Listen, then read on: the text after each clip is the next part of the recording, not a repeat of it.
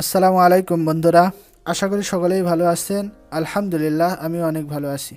বন্ধুরা, আপনারা যদি একজন সফল গ্রাফিক ডিজাইনার হতে চান, প্রফেশনাল গ্রাফিক ডিজাইনার হতে চান এবং গ্রাফিক ডিজাইন শিখে অনলাইন থেকে ইনকাম করতে চান এবং নিজের একটা সুন্দর ক্যারিয়ার করতে চান, তাহলে আমার চ্যানেলের ভিডিওগুলো দেখতে থাকুন এবং সে অনুযায়ী আপনি আপনার কম্পিউটারে প্র্যাকটিস করতে থাকুন।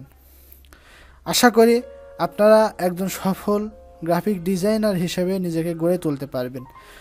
আর প্র্যাকটিস চলাকালীন সময়ে যদি কোনো সমস্যার সম্মুখীন হন, যে সমস্যাগুলো সমাধান করতে আপনার অনেকটা কষ্ট হয়ে যায়, তাহলে আপনি আমাকে আমার ফেসবুক পেজের ইনবক্সে মেসেজ দিয়ে দিন। আমি আমার সাধ্যমতো আপনাদেরকে চেষ্টা করব সাহায্য করার জন্য। এমনকি লাইভ ক্লাসের মাধ্যমে আপনাদেরকে নিয়ে এসে আপনার সমস্যার সমাধানগুলো করে দেওয়ার চেষ্টা করব ইনশাআল্লাহ। বন্ধুরা, আজকে ইলাস্ট্রেটরের 7ম ক্লাস।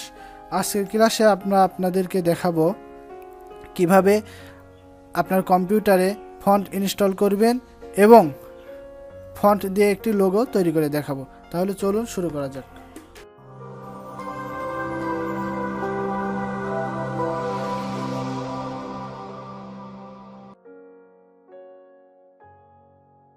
আমরা প্রথমে আমাদের ব্রাউজারে চলে যাই এবং আজকে 2টা ফন্ট ইনস্টল করব। ফন্টের নাম হলো নেক্সা বোল্ড ফন্ট এবং ইথনোসেন্ট্রিক ফন্ট। তো আমরা প্রথমে নেক্সা বোল্ড ফন্ট ডাউনলোড করে নিই। আমরা আমাদের ব্রাউজারে চলে যাব, ব্রাউজার থেকে লিখব নেক্সা বোল্ড ফন্ট। এখন যদি আমরা সার্চ দেই, সার্চ দিলে প্রথমে এই যে লিঙ্কটা আসবে, আমরা এই লিঙ্কে চলে যাই। লিঙ্কে যাওয়ার পরে দেখেন এই যে এখানে একটু নিচের দিকে আসলে ডাউনলোড একটা অপশন দেখা যাচ্ছে। তো আমরা যদি এখানে ক্লিক করি, ক্লিক করলে আমাদের ডাউনলোড স্টার্ট হয়ে যাবে। দেখেন আরও একটা ডাউনলোডের লিঙ্ক আসছে, এই ক্লিক করে দিলাম ডাউনলোডের লিঙ্কে। এই যে দেখেন আমাদের নেক্সা বোল্ড ফন্টটা ডাউনলোড হয়ে গেছে। তো বন্ধুরা, এবার আমরা চলে যাই আমরা যে ফোল্ডারে নেক্সা বোল্ড ফন্ট ডাউনলোড করলাম সেই ফোল্ডারে। দেখেন আমাদের নেক্সা বোল্ড ফন্ট এখানে ডাউনলোড হয়ে গেছে জিপ ফাইল আকারে। তো প্রথমে আমাদেরকে নেক্সা বোল্ড ফন্টটাকে আনজিপ করে নিতে হবে। তো আমরা আনজিপ করার জন্য কি করব, রাইট বাটন ক্লিক করে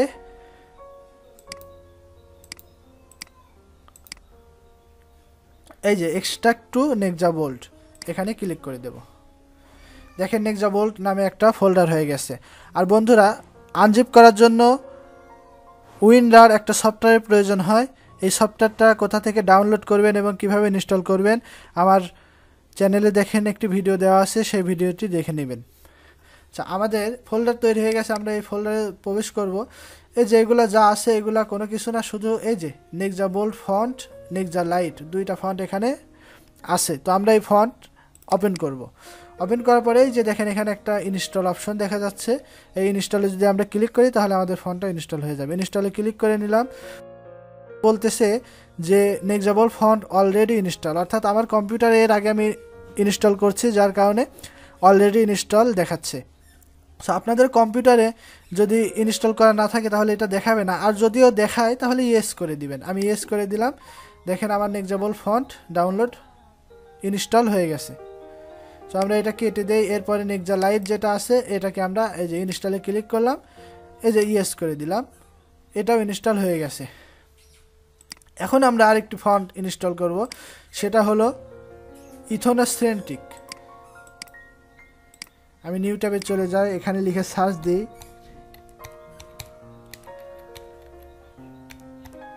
ইথনোসেন্ট্রিক।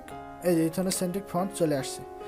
তো একইভাবে ইথনোসেন্ট্রিক ফন্ট এখানে গেলাম, এখানে যাওয়ার পরে এই যে দেখেন এখানে ডাউনলোড অপশনটা আসছে, আমরা এখান থেকে ডাউনলোড করে নিই। এই যে দেখেন আমাদের ইথনোসেন্ট্রিক ফন্ট ডাউনলোড হয়ে গেছে। বন্ধুরা, এইবার একইভাবে ফোল্ডার থেকে যে ফোল্ডারে আপনার ফন্টটা ইনস্টল বা ডাউনলোড হবে সেই ফোল্ডারে যাবেন। ফোল্ডার থেকে ঠিক আগের মতোই নেক্সা বোল্ড ফন্ট যেভাবে আমি ইনস্টল করলাম একইভাবে ইনস্টল করে নেবেন। তো আমার নেক্সা বোল্ড ফন্ট ইনস্টল করাই আছে। তো আমি চলে আসলাম আমার ইলাস্ট্রেটরে। এখন দেখেন আমাদের ফন্ট লেখার জন্য কি করতে হবে। তো আমরা এখানে এই যে টাইপ টুল নিলাম, টাইপ টুল নিয়ে এখানে আমরা লিখি, লেখাটাকে একটু বড় করি। অবশ্যই শিফট ধরে বড় করবেন, শিফট ধরে বড় করলে সমানভাবে বড় হবে। আর যদি শিফট ছাড়া বড় করেন তাহলে দেখেন, আমি যদি শিফট ছাড়া বড় করি, দেখেন শিফট না প্রেস করেই বড় করতেছি, দেখেন এটা নষ্ট হয়ে যাচ্ছে ফন্টটা। এজন্য ফন্টটাকে তার সঠিক অনুপাতে বড় করার জন্য শিফট ধরে বড় করবেন। তো আমি শিফট ধরে ফন্টটাকে বড় করি। এখন এখানে আমি লিখি TEAM, টিম।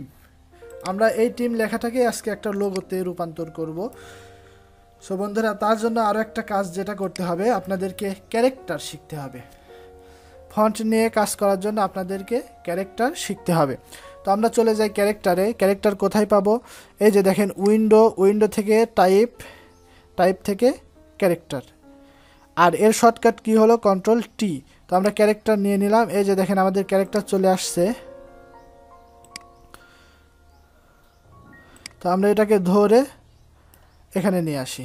এইবার দেখেন এই যে ক্যারেক্টারের এই যে সার্চের যে আইকনটা দেখতে পাচ্ছেন, এখানে লেখা আছে হচ্ছে ম্যারিড প্রো। আমি যে লেখাটা নিয়েছি এখানে টিম লেখা, এই লেখাটা ম্যারিড প্রো ফন্টে আছে। আপনারা ইলাস্ট্রেটরে প্রথম যে লেখাটা লিখবেন সেই লেখাটা এই ম্যারিড প্রো ফন্টে লেখা হয়ে যাবে। এরপরে আপনাকে ফন্ট চেঞ্জ করে বিভিন্ন স্টাইলের ফন্টে লেখাটাকে নিতে হয়। তো আমাদের ম্যারিড প্রো এখানে আছে, তো আমরা এখানে সার্চ দেব। আমরা মাত্রই একটা ফন্ট ইনস্টল করছি, ইথনোসেন্ট্রিক। তো আমরা ইথনোসেন্ট্রিক ফন্টটা সার্চ দিই, ETH। এই যে দেখেন ইথনোসেন্ট্রিক ফন্টটা এখানে চলে আসছে। তো আমরা এবার এটাকে একটু ছোট করে নেই। অবশ্যই শিফট ধরে ছোট করবেন, না হলে নষ্ট হয়ে যাবে। শিফট ধরে ফন্টটাকে ছোট করে নিলাম। এখন দেখেন ক্যারেক্টারে কিছু কাজ দেখাই। ক্যারেক্টারে অনেকগুলো অপশন আছে, যেমন এই যে সেট দ্য ফন্ট সাইজ। আপনি যদি এই অপশনের এই যে আপ অ্যারো আছে একটা এবং নিচে আছে ডাউন অ্যারো, আপনি যদি আপ অ্যারোতে প্রেস করেন দেখেন আস্তে আস্তে ফন্টটা বড় হবে, আর যদি ডাউন অ্যারোতে প্রেস করেন তাহলে ফন্টটা ছোট হবে। তারপরে এখানে আছে হলো সেট দ্য লেডিং, অর্থাৎ এখানে তো আমি একটা লাইন নিছি, আমি যদি দুইটা লাইন নেই, দেখেন ফন্টটাকে ছোট করি,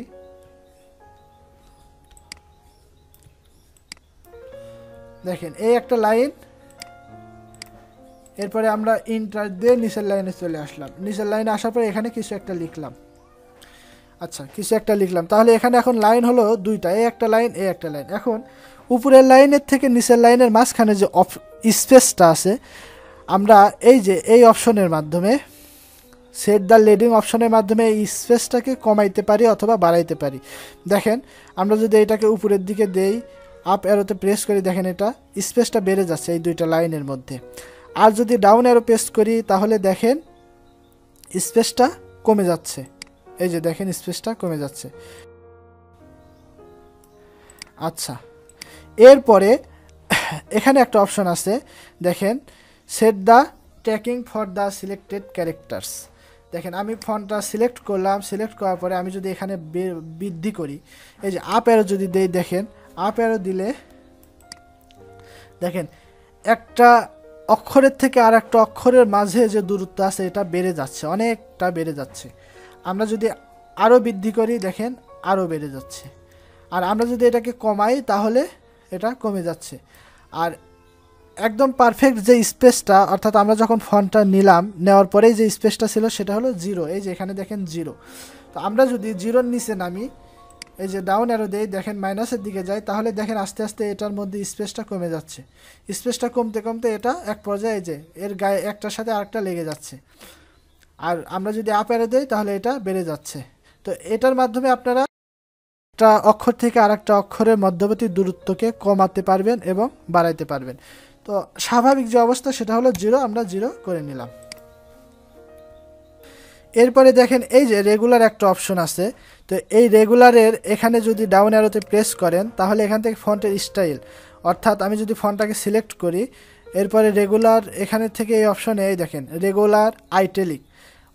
একটা ফন্টের কয়েকটা স্টাইল হয়ে থাকে, যেমন বোল্ড হয়ে থাকে, এরপরে আইটেলিক হয়ে থাকে, আইটেলিক বোল্ড হয়ে থাকে, লাইট হয়ে থাকে, এরকম বিভিন্ন স্টাইল হয়ে থাকে, যেগুলো আমরা যদি ফন্ট ফ্যামিলি ইনস্টল করি তাহলে ফন্ট ফ্যামিলির মধ্যে থাকে। যেমন এখানে শুধুমাত্র রেগুলার আর আইটেলিক আছে। আমি যদি আপনাকে অন্য একটা ফন্ট নিয়ে দেখাই, যেমন এখানে আমি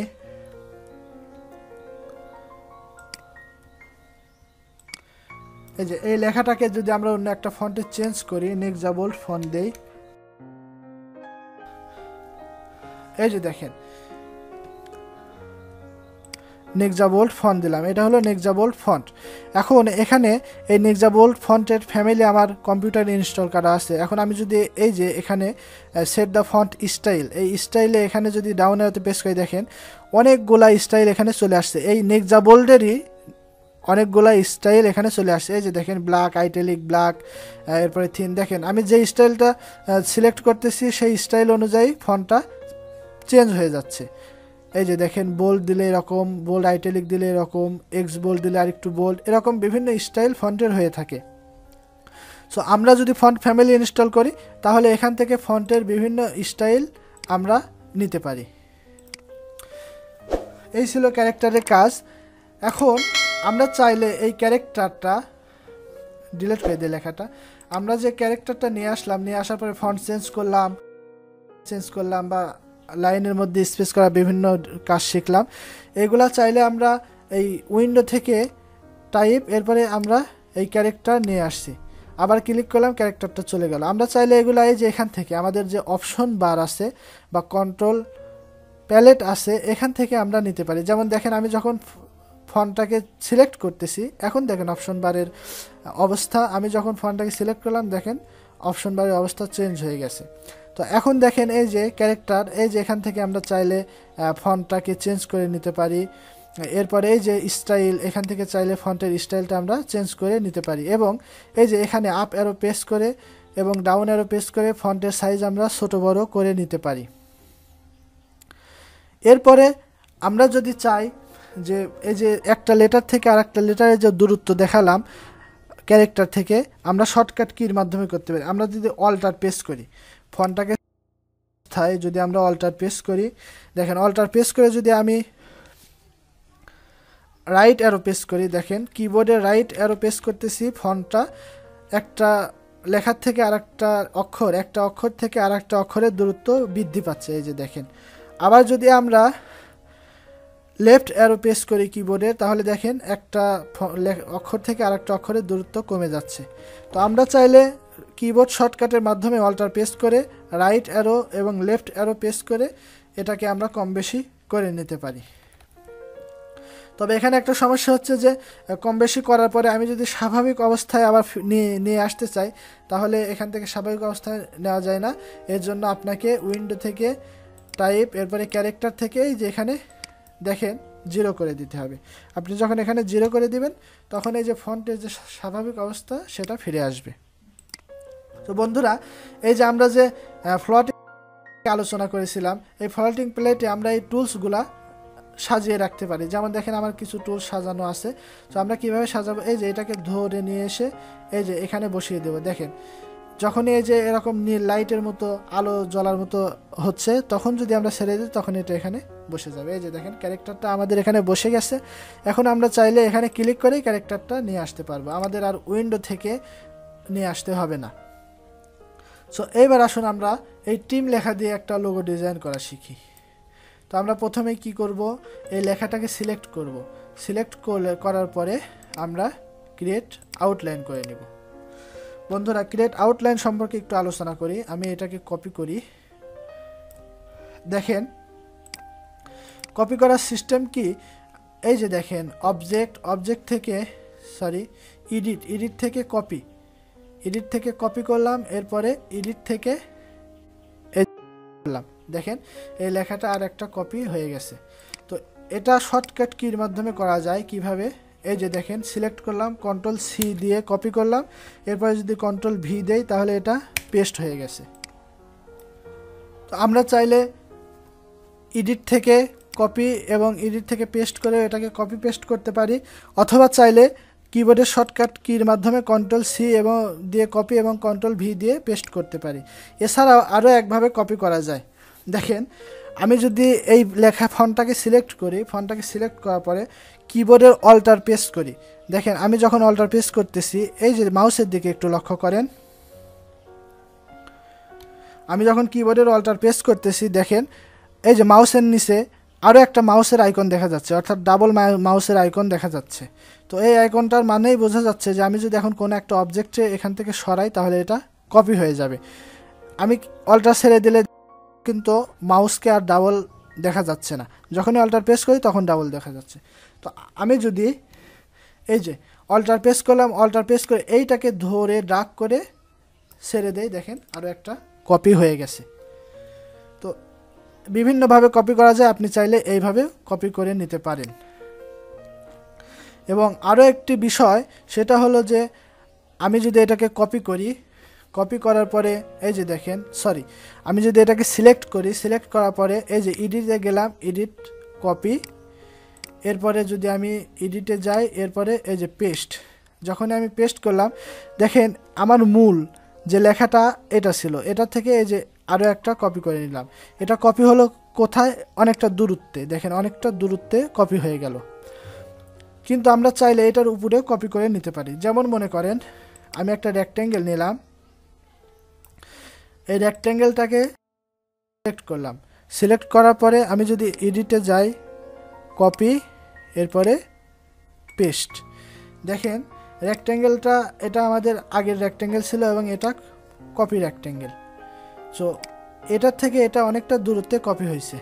তো আমরা যদি এই যে সিলেক্ট করলাম, সিলেক্ট করার পরে এডিট, এই যে কপি, এরপরে এডিট থেকে পেস্ট ইন ফন্ট, আমরা যদি এইটা ক্লিক করি তাহলে দেখেন আমার যে রেক্ট্যাঙ্গেলটা ছিল, আমি কালার চেঞ্জ করে দেখাই তাহলে বুঝতে সুবিধা হবে, এই জন্য একটা কালার দিয়ে দিলাম।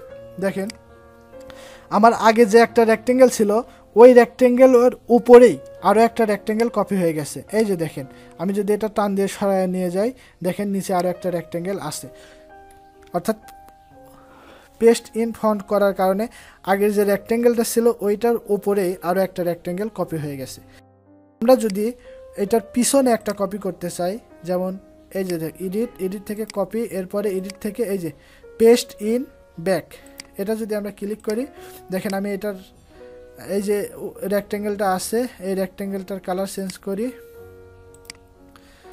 আর দেখেন এই যে আমি যে এটা হলো আমাদের আগের রেক্ট্যাঙ্গেল, এর পিছনে এই যে দেখেন একটা রেক্ট্যাঙ্গেল কপি হয়ে গেছে। তো আমরা যদি চাই যে একটা অবজেক্টের উপরেই আর একটা অবজেক্ট কপি করতে চাই, কপি করে পেস্ট করতে চাই, তাহলে আমরা কি করব, এখান থেকে এডিট থেকে কপি এবং এডিট থেকে উপরে পেস্ট করতে চাইলে পেস্ট ইন ফন্ট এবং পিছনে পেস্ট করতে চাইলে পেস্ট ইন ব্যাকে ক্লিক করে আমরা পেস্ট করতে পারি, অথবা আমরা কিবোর্ডের শর্টকাট কির মাধ্যমে করতে পারি। দেখেন আমি যদি কন্ট্রোল সি প্রেস করে কপি করি, এরপর কন্ট্রোল এফ প্রেস করি তাহলে এটা উপরে পেস্ট হয়ে গেছে, এই যে দেখেন এটা উপরে পেস্ট হয়ে গেছে। এবং যদি পিছনে আমি পেস্ট করতে চাই, তাহলে দেখেন এটা সিলেক্ট করে কন্ট্রোল সি কপি, এরপরে কন্ট্রোল বি, এর পিছনে এটা পেস্ট হয়ে গেছে, এই যে দেখেন পিছনে পেস্ট হয়ে গেছে। তো বন্ধুরা আশা করি এটা বুঝতে আর কারো কোনো সমস্যা নেই। তাহলে এবার চলুন আমরা এটাকে কপি করে এখানে রেখে দিলাম। রেখে দেওয়ার পরে দেখেন এটা আমি পেস্ট করার একটাই কারণ হলো যে আমি যদি এটাকে এই যে দেখেন সিলেক্ট করলাম, সিলেক্ট করার পরে রাইট বাটন ক্লিক করে ক্রিয়েট আউটলাইন, দেখেন শর্টকাট কিগুলা দেখে রাখেন, শিফট প্লাস কন্ট্রোল প্লাস ও, শর্টকাট কিগুলা যদি আপনারা মনে রাখতে পারেন তাহলে আপনারা শর্টকাটে কাজগুলা কমপ্লিট করতে পারবেন। এজন্য শর্টকাট কিগুলা মনে রাখা অত্যন্ত জরুরি। দেখেন ক্রিয়েট আউটলাইনে ক্লিক করলাম, ক্লিক করার পরে দেখেন এই যে এই লেখাটা নিচে নিয়ে আসি, আর এই লেখাটা, এই দুইটার মধ্যে দেখেন ব্যবধান তৈরি হয়ে গেছে। এই যে আমি এটাকে যখন ক্রিয়েট আউটলাইন করলাম এই লেখাটা একটা শেপে পরিণত হয়ে গেছে। দেখেন এর চারপাশ দিয়ে আমি যদি কন্ট্রোল ওয়াই দিয়ে আউটলাইন করি, কন্ট্রোল ওয়াই দিয়ে আউটলাইন করলে এই দেখেন কন্ট্রোল ওয়াই দিলাম, দেখেন এটা আউটলাইন হয়ে গেছে।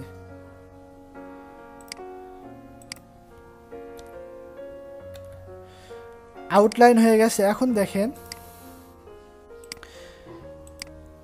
এই যে লেখাটা আমরা যেটা ক্রিয়েট আউটলাইন করছি, এই লেখাটা এই যে একটা শেপের মতো দেখা যাচ্ছে, এই যে একটা শেপ একটা শেপ একটা শেপ, কিন্তু এই লেখাটা কোনো শেপের মতো দেখা যাচ্ছে না। এই যে দেখেন এই লেখার আগের যে অবস্থা সেই অবস্থায় আছে। আবার যদি কন্ট্রোল ওয়াই দেই, দেখেন আমরা আবার পেজে চলে আসলাম। আসার পরে আরেকটা জিনিস দেখায়, আমরা যদি direct selection tools anchor point নিয়ে কাজ করে, সো আমরা যখন ডিরেক্ট সিলেকশন টুলস দিয়ে এটাকে সিলেক্ট করব, দেখেন অনেকগুলো অ্যাঙ্কর পয়েন্ট এখানে শো করতেছে। এই যে দেখেন অনেকগুলো অ্যাঙ্কর পয়েন্ট এখানে দেখা যাচ্ছে। আর এটা যে আমাদের ফন্ট, এই ফন্টটাকে যদি আমরা সিলেক্ট করি, দেখেন এখানে কোনো অ্যাঙ্কর পয়েন্ট শো করতেছে না। কেন শো করতেছে না? অ্যাঙ্কর পয়েন্ট তো শেপে থাকে, আর শেপে অ্যাঙ্কর পয়েন্ট থাকে বলেই শেপে অ্যাঙ্কর পয়েন্ট শো করে, কিন্তু এটা তো শেপ না, এটা হলো ফন্ট, যার কারণে এখানে অ্যাঙ্কর পয়েন্ট শো করতেছে না। এখন আমরা চাইলে এই লেখাটা, যেহেতু এই লেখাটা আমাদের একটা ফন্ট, চাইলে আমরা অন্য কোনো ফন্ট লিখে এটাকে চেঞ্জ করতে পারবো। দেখেন অন্য কোনো ফন্ট লিখে এটাকে আমরা চেঞ্জ করে ফেলতে পারতেছি, দেখেন টাইপ করে। কিন্তু আমরা এটাকে চেঞ্জ করতে পারবো না, যেহেতু এটা ক্রিয়েট আউটলাইন করে ফেলেছি, সেহেতু এটাকে এখন আর চেঞ্জ করা যাবে না। তাহলে আমরা সবাই মনে রাখবো যে যখনই আমরা একটা ফন্টকে ক্রিয়েট আউটলাইন করে ফেলবো, তখন এই ফন্টটা ফন্ট থেকে একটা শেপে রূপান্তর হয়ে যাবে, এটা আর আগের ফন্টের অবস্থায় থাকবে না। আমরা চাইলে এই ফন্টটা আর পরিবর্তন করতে পারবো না। তো বন্ধুরা, আমরা এবার কি করব, আমরা তো এটাকে আউটলাইন করে ফেলেছি। আউটলাইন করার পরে আমরা এটাকে রাইট বাটন ক্লিক করে আনগ্রুপ করে দেব। এটা গ্রুপ অবস্থায় আছে, দেখেন আমি যখন একটাতে ক্লিক করতেছি সবগুলো একসাথে সিলেক্ট হয়ে যাচ্ছে। এটা গ্রুপ অবস্থায় আছে, যার কারণে সবগুলো একসাথে সিলেক্ট হয়ে যাচ্ছে।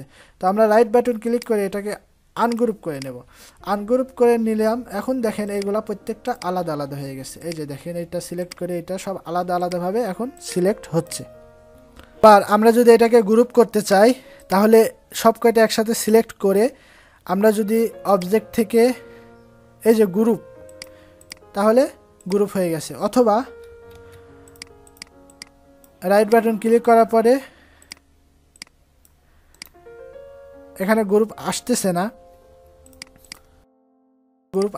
অনেক সময় আসবে অনেক সময় আসবে না।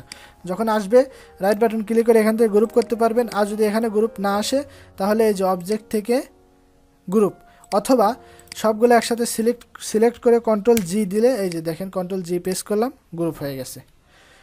আমরা আনগ্রুপ করে নিচ্ছি। এই যে দেখেন এই দুইটাকে যদি একসাথে গ্রুপ করতে চাই, কন্ট্রোল জি, এই যে এই দুইটা একসাথে গ্রুপ হয়ে গেছে। এই যে দেখেন এই দুইটা একসাথে গ্রুপ হয়ে গেছে। আমরা এই দুইটাকে যদি কালার পরিবর্তন করি, একসাথে কালার পরিবর্তন হবে। এই যে দেখেন। তো আমরা ক্রিয়েট আউটলাইন করার পরে এটাকে আনগ্রুপ করে নেব। আনগ্রুপ করার পরে এরপরে আমাদের যে কাজটা করতে হবে, দেখেন একটু জুম করে নেই। আমরা ডিরেক্ট সিলেকশন টুলস নেব। ডিরেক্ট সিলেকশন টুলস নেওয়ার পরে এই যে দেখেন এখানে একটা অ্যাঙ্কর পয়েন্ট আছে, এই একটা অ্যাঙ্কর পয়েন্টে ক্লিক করব। এরপরে আমরা শিফট প্রেস করে এই অ্যাঙ্কর পয়েন্ট করব। ক্লিক করার পরে কিবোর্ডের লেফট অ্যারো প্রেস করে আমরা এটাকে বের করে দেব। এই যে দেখেন এটাকে বের করে দিলাম। এরপরে যে কাজ করব, এই যে এই কর্নারে একটা অ্যাঙ্কর পয়েন্ট আছে। তো আমরা এই কর্নারে অ্যাঙ্কর পয়েন্টটাকে ডিরেক্ট সিলেকশন টুলস দিয়ে এই যে ক্লিক করলাম। ক্লিক করার পরে এই যে টান দিয়ে সোজা করে, এটা যেরকমভাবে এতটুকু যে সোজা আছে, ঠিক একইভাবে সোজা করে এটাকে টান দিয়ে এই যে বের করে দিলাম। দেখেন বের করে দেওয়ার পরে আমরা যে কাজটা করব, এইটাকে আর এইটাকে সিলেক্ট করব। সিলেক্ট করার পরে এই যে দেখেন আমাদের এখানে একটা শেপ বিল্ডার টুলস আছে। তো শেপ বিল্ডার টুলস আমরা ক্লিক করে শেপ বিল্ডার টুলস নিলাম। এখন দেখেন শেপ বিল্ডার টুলস, এই যে মাউসের আইকনের নিচে প্লাস চিহ্ন দেখা যাচ্ছে। আমি যখন কিবোর্ডের অল্টার প্রেস করি, তখন দেখেন এটা মাইনাস হয়ে যাচ্ছে। দেখেন কিবোর্ডের অল্টার প্রেস করার সাথে সাথে উন্নত হয়ে যাচ্ছে। আবার যদি অল্টার ছেড়ে দেয়, স্বাভাবিক অবস্থায় এটা প্লাস হয়ে যাচ্ছে। তো বন্ধুরা, মাইনাস অর্থ কোনো কিছু মাইনাস করে ফেলা। যেমন মনে করেন এই যে অল্টার প্রেস করলাম, মাইনাস আসলো, আমি যদি এখানে ক্লিক করি তাহলে এখান থেকে এটা মাইনাস হয়ে গেল। যদি এখানে ক্লিক করি এখান থেকে এটা মাইনাস হয়ে গেল।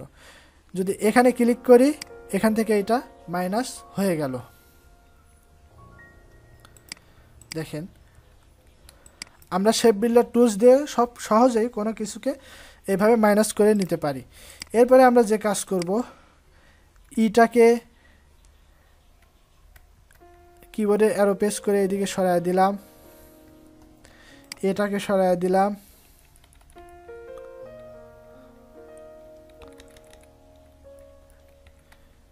এরপরে এমটাকে সরায় দিলাম। এই যে এম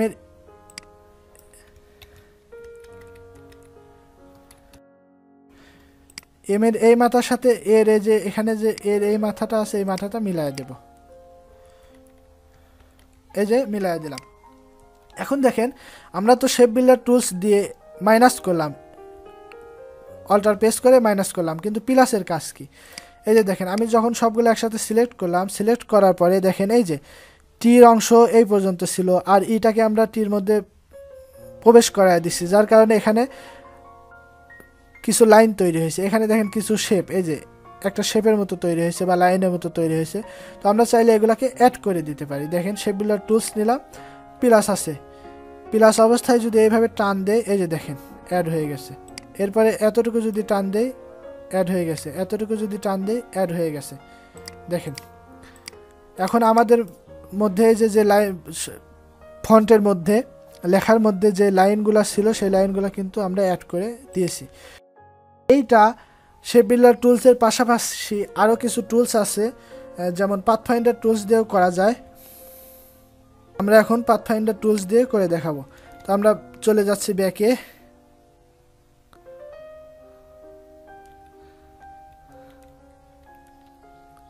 দেখেন আমরা আবার আগের অবস্থায় চলে আসলাম। আর ব্যাকে আসার জন্য, অর্থাৎ আমরা যে কাজগুলা করছি এই কাজগুলা পুনরায় পিছনের দিকে ফিরে আসার জন্য আমাদেরকে রিডু এবং আনডু করতে হয়। যেমন ইডিটে গেলে দেখেন এই যে আনডু এবং রিডু, ঠিক আছে। আমরা যদি আনডু করি তাহলে আমরা পিছনের দিকে চলে আসতে পারবো, আমরা যদি রিডু করি আনডু করি তাহলে পিছনের দিকে চলে আসতে পারবো, এবং যদি রিডু করি তাহলে আমরা পিছনে যে আসছিলাম, যে পর্যন্ত পিছনে আসছে সেখান থেকে আরও সামনের দিকে চলে যেতে পারবো।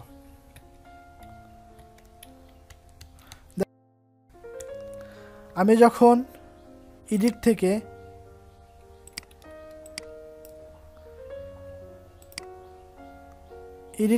এই যে রিডু মুভে ক্লিক করতেছি, এই যে দেখেন বারবার যদি রিডু মুভে ক্লিক করি তাহলে দেখেন এই যে আস্তে আস্তে আমি যে পিছনে থেকে সামনের দিকের থেকে পিছনের দিকে চলে আসছিলাম, এখন আবার সামনের থেকে পিছনের দিকে চলে যাচ্ছি। তো এটাকে আমরা শর্টকাট কির মাধ্যমে কন্ট্রোল জেড এর মাধ্যমে আনডু করতে পারি। এই যে দেখেন আনডু করতে পারি, এবং শিফট এবং কন্ট্রোল প্রেস করে জেড প্রেস করলে এটাকে রিডু করতে পারি। এই যে দেখেন এটাকে আমরা রিডু করতে পারি। এই যে দেখেন আমরা আবার যে লোগোটা তৈরি করছিলাম সেই লোগোর দিকে চলে যাচ্ছি শিফট কন্ট্রোল জেড প্রেস করার মাধ্যমে। তো এটা হলো আনডু রিডু। আপনারা কোনো কাজ অনেক দূর পর্যন্ত করে ফেলছেন কিন্তু আপনি পিছনে ব্যাকে আসতে চাচ্ছেন তাহলে আপনি আনডু করবেন, এবং যদি এই যে ব্যাকে আসছেন এই ব্যাকে আসার থেকে যতটুকু ব্যাকে আসছেন আপনি যদি আবার সামনের দিকে যেতে চান, এই ব্যাকে যতটুকু ব্যাকে আসছেন এখান থেকে যদি আবার সামনের দিকে যেতে চান তাহলে আপনি রিডু করবেন, তাহলে সামনের দিকে চলে যাবেন। যার শর্টকাট কি হলো কন্ট্রোল জেড এবং শিফট কন্ট্রোল জেড। আমরা এটাকে ডিলিট করে দিই, ডিলিট করে দিয়ে আবার লিখি টিম, TEAM টিম লিখলাম। লেখার পরে এটাকে এখান থেকেই আমরা ফন্ট পরিবর্তন করে দেই, এখান থেকে যে ইথনোসেন্ট্রিক ফন্ট দিয়ে দিলাম। এবার কি করব, ক্রিয়েট আউটলাইন করে এটাকে একটা শেপে পরিণত করে ফেলছি। এবার আমরা এটাকে সিলেক্ট করব, সিলেক্ট করার পরে ডাইরেক্ট সিলেকশন টুলস দিয়ে এই যে দুঃখিত আগে আনগ্রুপ করে নেব, এই যে আনগ্রুপ করে নিলাম। আনগ্রুপ করে নেওয়ার পরে এইবার আমরা ডাইরেক্ট সিলেকশন টুলস দিয়ে এই যে এই অ্যাঙ্কার পয়েন্ট এবং শিফট পেস্ট করে এই অ্যাঙ্কার পয়েন্ট ক্লিক করে সিলেক্ট করব দুইটাকে করে, এরপরে বের করে দেব। এরপরে আমরা এই অ্যাঙ্কার পয়েন্টটা ক্লিক করে সিলেক্ট করব, এরপরে টেনে বের করে দেব। এখন দেখেন আমরা একটু আগে শিখছি শেপ বিল্ডার টুলস দিয়ে, পাথফাইন্ডার দিয়ে আমরা কিভাবে করতে পারি। তো আমরা এইটাকে সিলেক্ট করলাম এবং এইটাকে সিলেক্ট করলাম। সিলেক্ট করার পরে আমরা উইন্ডোতে যাব, উইন্ডো থেকে এই যে দেখেন পাথফাইন্ডার একটা অপশন আছে, এখানে ক্লিক করলে এই যে আমাদের পাথফাইন্ডার টুলসটা চলে আসছে। এই যে দেখেন পাথফাইন্ডার টুলসটা চলে আসছে। এখানে দেখেন এই যে ডিভাইড, এই যে এই অপশনটা ডিভাইড অপশন, এটাতে যদি আমরা ক্লিক করি তাহলে এই থেকে এই যে অংশগুলো আমরা বের করছি এই অংশগুলো আলাদা হয়ে যাবে, ডিভাইড হয়ে যাবে। তো এই যে ক্লিক করে দিলাম, আলাদা হয়ে গেছে। আলাদা হয়ে গেছে কিন্তু দেখেন সবগুলো একসাথে সিলেক্ট হচ্ছে, কারণ কি যখনই ডিভাইড করবেন এগুলো আলাদা হবে ঠিকই কিন্তু গ্রুপ অবস্থায় চলে যাবে। তো আমাদেরকে এটা আনগ্রুপ করে নিতে হবে। তো আমরা ক্লিক করলাম, ক্লিক করে এই যে দেখেন এখান থেকে আনগ্রুপ করে নিলাম। এখন আমরা এই দেখেন আলাদা আলাদা সিলেক্ট করতে পারবো, এই যে আলাদা অংশ, এই যে আলাদা অংশ, এই যে আলাদা অংশ। তো আমরা এটা সিলেক্ট করে ডিলিট করে দিলাম, এটা সিলেক্ট করে ডিলিট করে দিলাম এবং এই অংশটা সিলেক্ট করে ডিলিট করে দিলাম।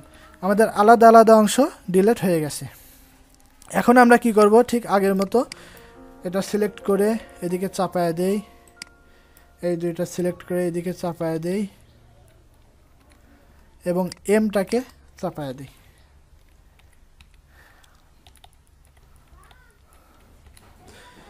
এখন দেখেন আমরা শেপ বিল্ডার টুলস দিয়ে অ্যাড করেছিলাম, শেপ বিল্ডার টুলস দিয়ে এইদিকে টান দিয়ে এইদিকে টান দিয়ে অ্যাড করেছিলাম। পাথফাইন্ডারের মাধ্যমে এটা কিভাবে করব, একসাথে সিলেক্ট করলাম, এই যে এখানে দেখেন একটা অপশন আছে ইউনিট, আমরা যদি ইউনিটে ক্লিক করি দেখেন সবগুলা অ্যাড হয়ে গেছে, একদম সহজভাবে সবগুলা অ্যাড হয়ে গেছে। তো বন্ধুরা এই লোগোটি আমরা শেপ বিল্ডার টুলস দিয়েও ডিজাইন করতে পারি, পাথফাইন্ডার টুলস দিয়েও ডিজাইন করতে পারি। আপনাদের যেভাবে ভালো লাগে আপনারা সেভাবে ডিজাইন করে নেবেন। বন্ধুরা আজকের ভিডিওটি এই পর্যন্তই। ভিডিওটি দেখে আপনাদের কেমন লাগলো কমেন্ট করে জানিয়ে দিবেন এবং আপনাদের বাড়ির কাজ হলো এই লোগোটা আপনারা কয়েকবার ডিজাইন করবেন, কয়েকবার ডিজাইন করে এর জেপিজি ফাইল বা পিকচার আকারে এটাকে সেভ করে আমার ফেসবুক পেজের ইনবক্সে মেসেজ করে দিবেন, আমি দেখব আপনাদের ডিজাইনটা কেমন হয়েছে। ডিসক্রিপশন বক্সে আমার ফেসবুক পেজের লিংক দেওয়া আছে। সবাই ভালো থাকবেন, সুস্থ থাকবেন, আল্লাহ হাফেজ।